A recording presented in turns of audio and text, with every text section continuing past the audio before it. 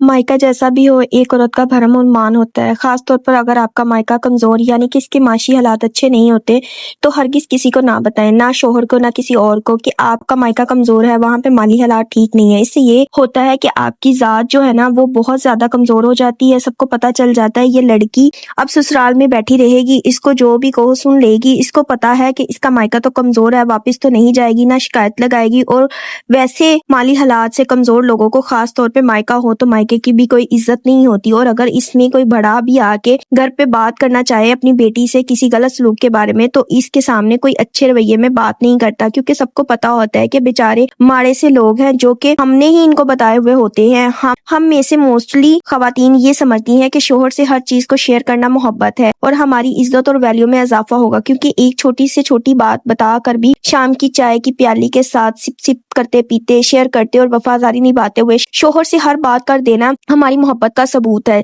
जी ही नहीं, हरगिज ऐसा नहीं है। हम अपनी वैल्यू ही कम कर रहे होते हैं, अपनी जात की बहुत सी ऐसी बातें बताकर जिसका शोहर से कुछ लेना देना ही ना हो। इनको बताना ना बताना, इनकी जात पर कोई फर्क ही ना पड़ता हो, ना बताएं। अपनी वैल्यू मत कम करें, खास तौर पे अपने मायके की बातें। आपका क्या मुकाम है, आपके मायके में अच्छा है तो जरूर बताएं, लेकिन अगर कुछ गलत फहमियां हैं तो हरगिज ना बताएं कि मेरी बात की वैल्यू नहीं कोई मायके में, भाभी इज्जत नहीं देती, भाभी अच्छी नहीं है, या अम्मी भाभी के भी कुछ मसाइल रहते हैं, कोई लेना देना नहीं है शोहर का इसमें। आपकी भाभी अच्छी है या बुरी, आपकी सहेली से कुछ मुंह मारी हो गई है, कजन ने, बहन ने नाराजगी दिखा दिया, कुछ कह दिया, शोहर को धड़ करके बता दिया, किसी ने ब्लॉक कर दिया, फौरन बता दिया। इससे ये बता रहे होते हैं कि यह हमारी औकात ऐसी है, कोई भी हमें कभी भी चुटकियों में उड़ा देता है। और हमें इन सब की बातें भी बहुत कर रही हैं, बहुत फर्क पड़ रहा है हमारी जात को। हम इतने कमजोर हैं, नहीं बताएं, अपनी प्राइवेसी रखें। हम अपने अंदर की कमजोरियां, दुख, अपने वीक पॉइंट खुद इनको दे रहे होते हैं। फिर जब घर में कोई मसला होता है तो वो मौके पे ताना भी मार देते हैं कि तुम तो हो ही ऐसी, जब तो तुम्हें फलाने ने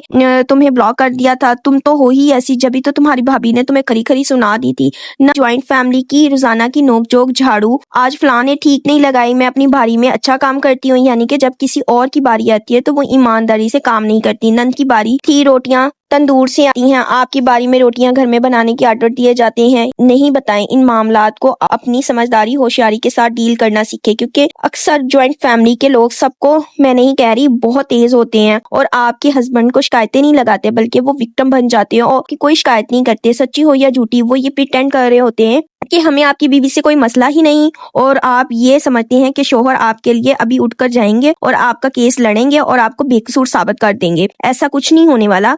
अपना केस आप खुद देखें, अपने शोहर के पीछे ना छुपें। और सबसे इम्पोर्टेंट बात, पैसे के मामले में औरत को मजबूत होना बहुत जरूरी है। शोहर के दिए गए ग्रोसरी वगैरह के पैसों में से अगर आप अपनी समझदारी से कुछ बचा लेती हैं, अपनी बचत कर लेती हैं, या कोई कमेटी डाली हुई कुछ पैसे संभाल के रखे हुए हैं, आपने ये सब बातें हरगिज ना बताएं। मैं तो कहूंगी कुल्हाड़ी पैर पे मार लीजिए, लेकिन ये बात ना बताएं कि आपने क्या बचत कर रखी है। हस्बैंड फिर ये जानकर कि आपके पास पैसे आ गए हैं, आप बचत कर लेती हैं, आइंदा देने वाले पैसों में कमी कर देंगे कि आप इसमें से बचा रही हैं, यानी कि वो आपको ज्यादा पैसे दे रहे हैं तो वो इसमें से कम करना शुरू कर देते हैं। आप हाल के तौर पे वो 100 रुपए देते हैं ना, तो फिर 50 भी नहीं देंगे कि इस अपने इस्तेमाल कर लो, मैं बाद में दे दूंगा, और बाद तो कभी आती ही नहीं। असल में बाज दफा औरतें शौकी में आ जाती हैं कि कितनी में यूज ज्यादा हो जाएगी, कि मैंने इसमें से पैसे बचा लिए, आज तो ताजपोशी मेरी पक्की होगी, या बचत के पैसे इनको वापस कर देती हूँ ईमानदारी की देवी बनने का। वो पैसे आपकी मेहनत की बचत के होंगे,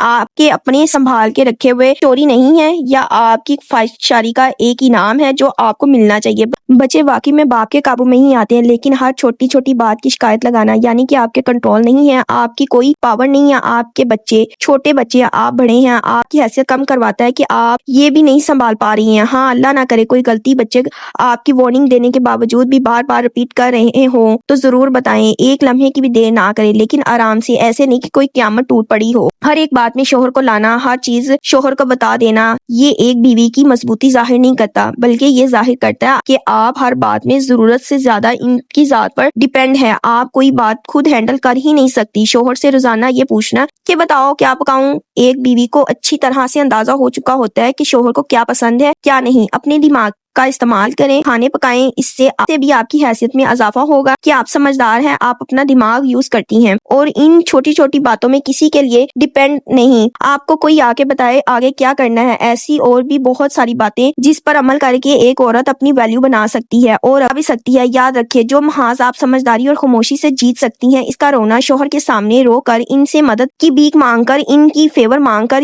یہ ظاہر کر کے کہ آپ بے بس ہیں، مت ہاریں۔ عورت سے زیادہ دماغ آدمی کا نہیں چلتا۔ عورت اگر اپنے آئے پہ آ جائے نا، کوئی اسے روک نہیں سکتا، کوئی اسے ہرا نہیں سکتا۔ اپنی پرائیویسی کو مینٹین کریں، اپنے معاملات کو ہینڈل کرنا سیکھیں، خود اپنی جڑوں کو اپنے ہاتھ سے مت کھو دیں۔ میری بات اگر دل کو لگے تو ویڈیو کو لائک اور چینل کو سبسکرائب کرتے ہوئے اور یہ ویڈیو کسی ایسی بہن یا بیٹی کو ضرور شیئر کرتے جائیں جس کی شادی ہونے والی ہو اور آپ کو لگتا ہے کہ وہ غلطیاں نہ کرے یا جو غلطیاں کر رہا ہے اس کو شیئر کر دے۔ جزاک اللہ۔